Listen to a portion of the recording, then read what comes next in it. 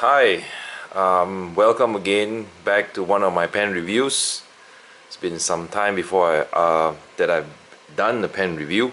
So today I'm doing one on a pen which I have wanted to talk about for a long time, and it's the Peerless 125 from Cross. Cross is a company originally from Rhode Island in US, but now I think most of the pens are manufactured in China, if I'm not mistaken. Yeah, this pen comes in this box like this. So comes with a booklet, very well done, nice paper. Gives you an introduction to the company, the origins. Yeah.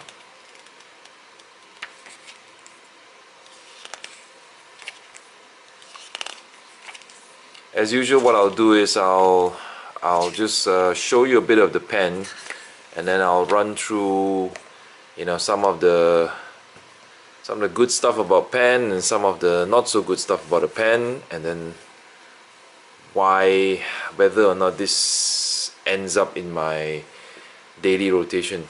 The box is a really nice box, very classy, faux leather thing going on here, and as you can see, it's sturdy box. It's a good box. A little bit of foam, and this was where the pen was residing. Nothing much else. There was a small booklet here, and this pen is essentially made in China now. Yep, let's have a look at the pen. Okay, so I got the black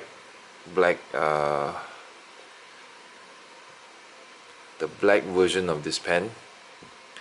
It's sort of like a little bit, the bullet head here reminds me a little bit of the Townsend, but this is much heavier than the Townsend. Okay, let's do a bit of close-up here. So you got your jewel up here. I don't know what kind of jewel is that, and let's have a little bit close-up of the nib.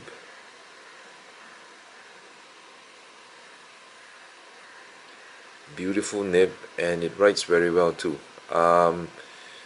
I don't know, maybe you guys can verify this for me, but from what I've heard, this is actually a sailor's nib, and I wouldn't really be surprised because it writes really well.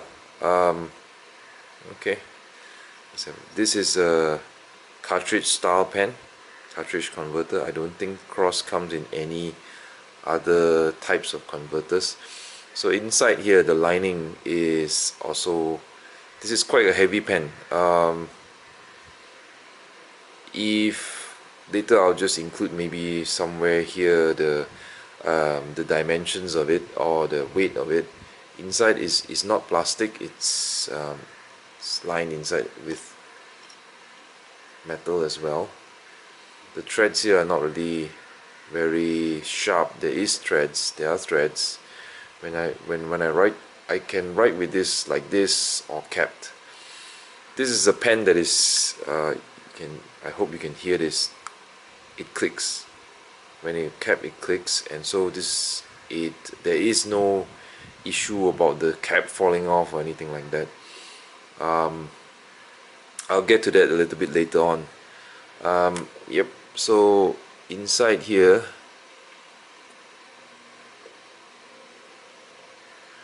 hope you can see this. I don't know whether the material here is plastic or metal. Okay, it's clip, very sturdy clip. I'll get to that a little bit later on too. Okay, so on the back, there's nothing much going on here. As you can see, I would say this pen is about 5 inches uncapped, 5 to 6 inches uncapped, and when capped,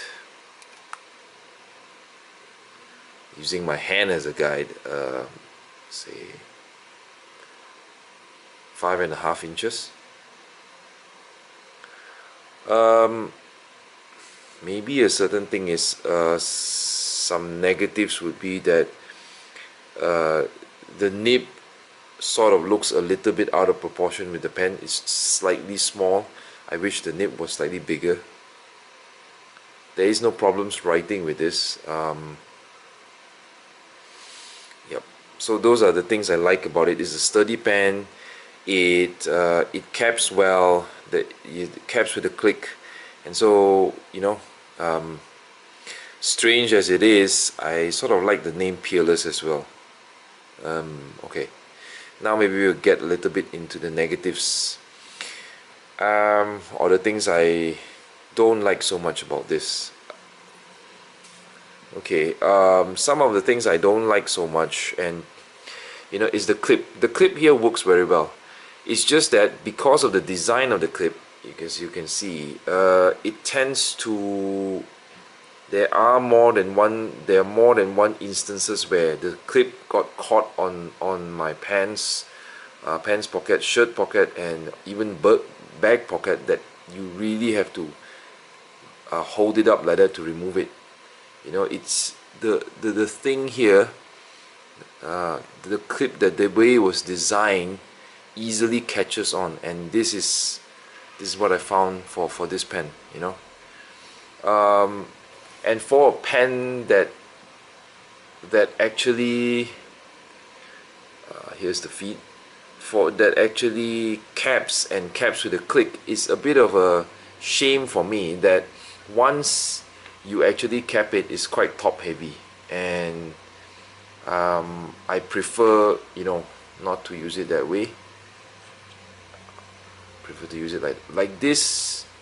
I would say the balance is almost correct.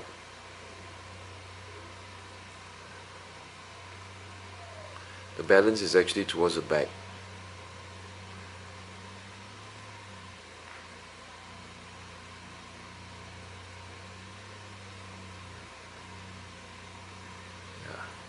So it's very back heavy, and this is a shame. So I guess this is one of the reasons why this pen doesn't end up in my daily rotation as much as I want it to.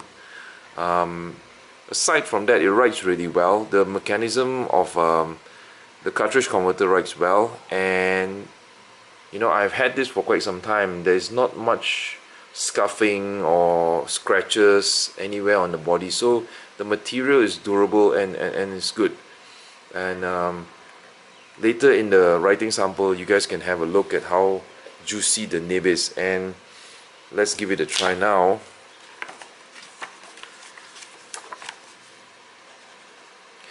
I literally have not used this pen for a few weeks. Maybe I need to do some priming with the nib, but it still writes quite well, and there's no hard skips or anything like that. Yeah, so it deserves a chance where I allow it. Maybe I need to prime the nib a little bit. We'll do that for the writing part of this.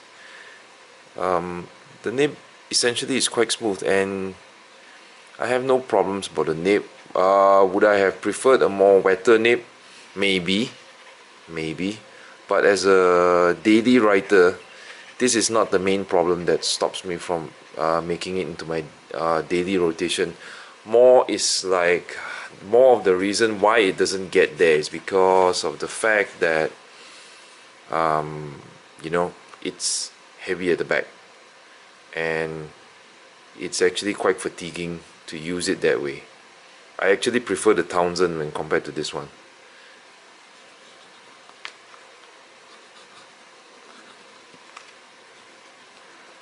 So yeah, I will see you back in a writing session. Let me just prime the nib a little bit, and then I'll see you in the writing close-up of this Cross Peerless 125 writing session for this pen. Yeah, actually I found it wasn't that it was low in ink. It was dry, so I had to refill this pen, and after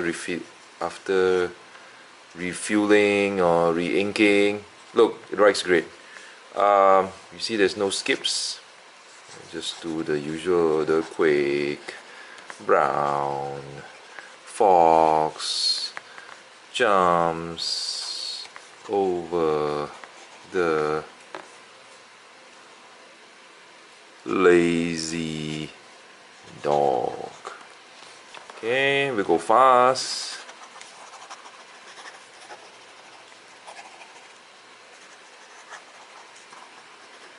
So the nib keeps up.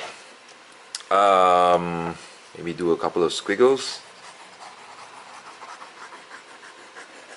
I have no doubt probably this was designed by Sailor for cross, because it writes really well, and you can see from here. The strong point of this pen is one is the construction, and second is the fact that it writes very well. Well, if you want to say,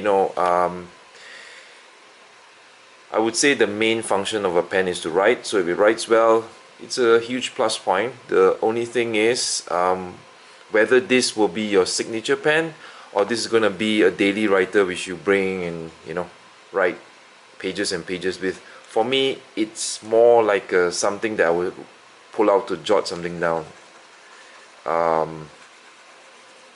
Yeah, because of the weight.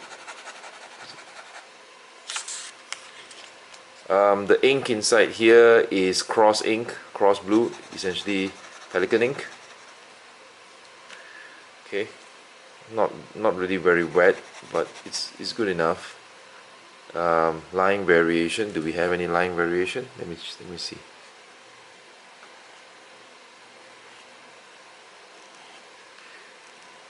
The nib is surprisingly springy. There is some amount of variation you can get.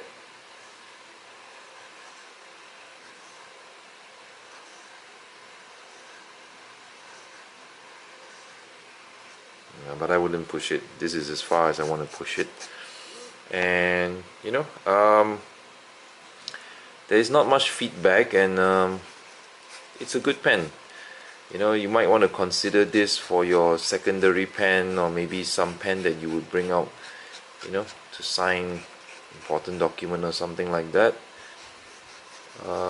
And like I said, for me, the only thing that stops this from being a daily writer for me is the weight. But this is a personal preference. I generally don't like my pens that heavy. This really reaches what I really want to carry around with me. It's very heavy. Normally I would like my pen somewhere to be in the middle, not too light, not too heavy. Something maybe like the Pilot Custom Heritage. That's okay. So I really hope that this has been helpful to any of you trying to make a decision whether to get this pen or not. And until the next time, selamat menulis, or happy writing,